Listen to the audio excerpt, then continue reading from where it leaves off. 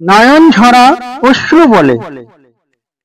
কখনো দেখিনি জীবনে অশ্রুকে কথা বলতে, শুনতে পাইনি অশ্রুর বেদনা প্রকাশ্যে প্রস্ফুটিত হতে।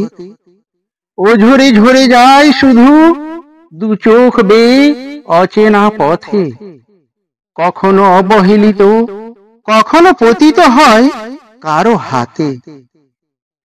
কেউ তো একবার ভাবেনি এই অশ্রুর বেদনার কথা, হৃদয়ের কত যন্ত্রণা নির্যাতনে নয়ন পেয়েছে ব্যথা। অশ্রুকে তাই ধরতে পারেনি, পবিত্র করেছে হস্তরেখা। একবার কেউ জানলো না আর অশ্রুর এই হৃদয় গাঁথা। কখনো হয়তো খুশিতে ঝরেছে, আনন্দে উল্লাসে মেতেছে, জোয়ারের মতো নির্যাতনে দুকুল বেয়ে উজাড় করেছে। ক্লান্ত দেহে থাকে না বল, তাতেও চেষ্টা চালিয়ে গেছে।